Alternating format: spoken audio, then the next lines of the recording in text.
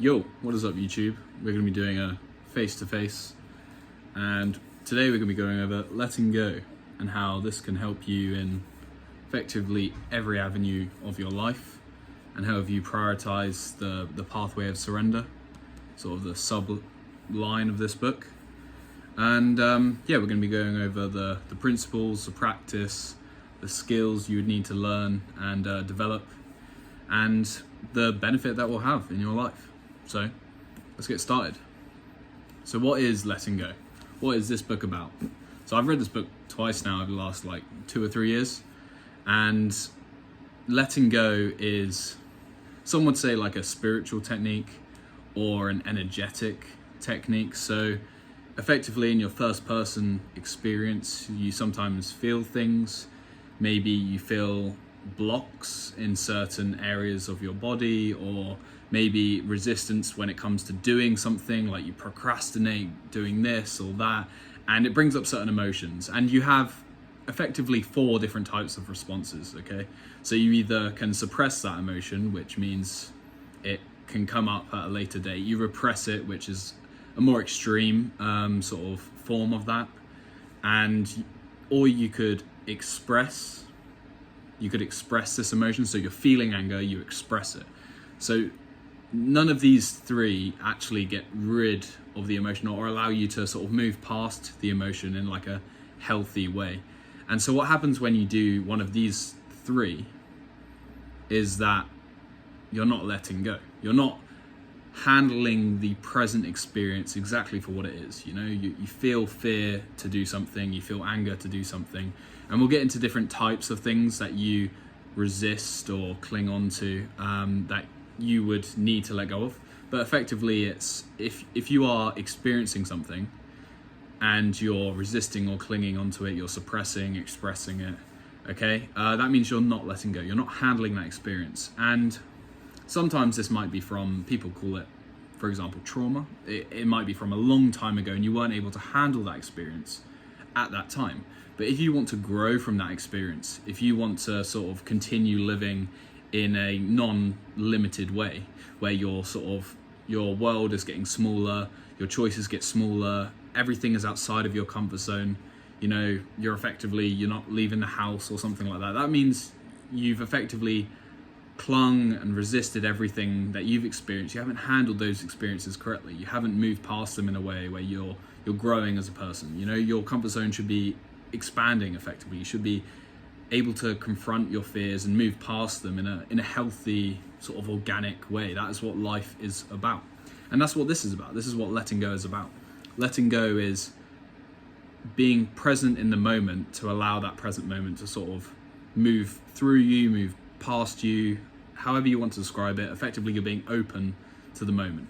You know, you're open to every single feeling. So a lot of this is about emotionality. It's about that fear that you might be feeling, or that pride you might be feeling, or that anger you might be feeling, or that guilt you might be feeling, or that shame you might be feeling. And it's, if you can't handle that or can't allow that to be exactly as it is, because it can't be any other way, if you're feeling it in that present moment, that's all it is. It's coming up, and if you don't let that, you know, sort of run its course, feel it all the way, you know, let it be. Because a lot of people will be like, oh, I'm not this feeling, or they start labeling it, they start having thoughts that then reinforce the different feelings and all of this, and you end up getting tangled up, caught up. And this is how people end up not making progress, how people get stuck. They become stagnant, right? And you don't want that to happen. You want to be able to keep on growing, and you want to keep on evolving. And so if you're able to move past all these blocks, these beliefs that are keeping you down, and then effectively, you know, the world's your oyster. You can live your life continually progressing. You will continue to experience things, both good and bad, but you'll be able to move past them. You'll be able to keep on, you know, not self-sabotaging yourself. And yeah, so also, to preface, this book does talk about sort of the more spiritual aspects of this. And so if you continually let go of these negative feelings slash beliefs slash consciousness. This is effectively your ego, and your ego is dissolving, and you can reach states of bliss, love, joy, enlightenment, which isn't very relatable to many people. But obviously, if you practice these techniques of letting go, maybe you've done meditation, maybe you've done other sort of spiritual techniques involving different sort of presence exercises, right? But effectively, it's the same sort of undertone. You're getting rid of the negative in line with positive, but almost in a ironic sense. To transcend suffering, you have to embrace suffering, and that's the underlying principle. It's if you can't accept how everything is currently, how everything's unfolding, how your life is, you have all these wants and desires, and you're clinging on to these things too much, and it's making you feel a certain way, and it's stopping you from working or being present or collaborating with people or loving people. So to me, there's a few key things I want to share. And so this is David R. Hawkins, it's in the appendix here. It's his map of consciousness. So I don't know if you can see that map of consciousness. And if you haven't seen it, you can look it up. You can sort of see it, different avenues. And the idea is that you're moving from these sort of lower aspect emotions like shame, guilt, apathy, grief, fear, desire, anger, pride, and you're trying to move to higher orders of consciousness or emotionality or being, right?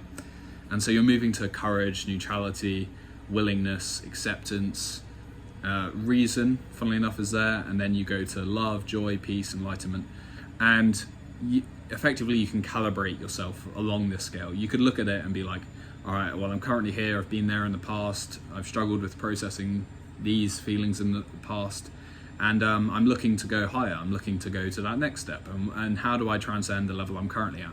So if you're currently at the level of pride, something that you would have to do to get to the next level, which is courage, is to let go of your pride. You would have to process maybe why you're being so prideful, why you're feeling insecure effectively about certain things that is requiring you to reinforce that negative sort of being that you're enacting in the world. So you would have to introspect, reflect, let those things come up that possibly is what's holding you back. And rather than, so a lot of people do this with journaling in thoughts and actually pinpointing the belief and sort of going, why is that? Why is that? Why is that? You can keep asking why, and eventually you get to a core root belief, and you can unroot it. But it gets to a point where these things become so complex that maybe they're intertwined with other beliefs, and it's actually easier, rather than to find the exact belief in writing, it's actually far easier to just let go of the feeling. And so you become more of an expert if you hone the skill of letting go, more of an expert of just letting go of that underlying belief by letting go of the feeling. And so you work on a more subjective, energetic level, right? And so that's where it gets sort of hard, because people don't have this skill. People start this book, if you're picking it up, you're like me, you pick it up and you're like, I have no idea how to not suppress fear.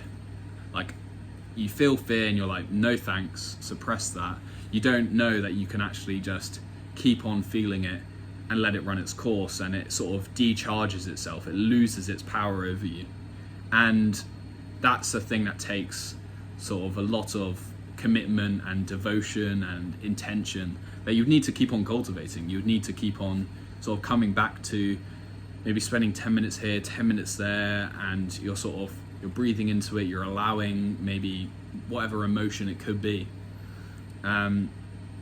And that's actually fundamentally changing the way you show up in the world.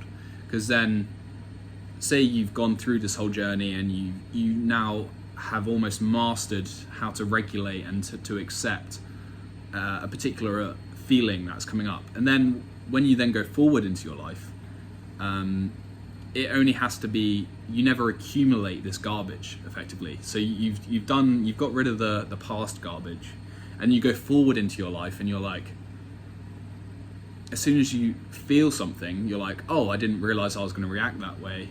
That's interesting. Just pay it some attention, and then almost it drifts away. It loses its charge. You don't have to react like that going forward. And it's like a part of you had a negative reaction to that. It's almost being reconditioned. It's sort of unconditioning in a way. You're dissolving those beliefs, and they no longer serve you. And so you're like, wow, if I just accept what is happening right now, if I just surrender to the present moment, whatever terminology best suits you have to sort of go on this voyage of discovery. But then you're going forward and you're not accumulating this garbage. It just sort of flows over you. It's like, oh, that's a thing and it's gone. Oh, that's a thing and it's gone. Oh, this is a reaction that I may be having, and I'm not going to express it. I'm not going to suppress it. I'm not going to repress it.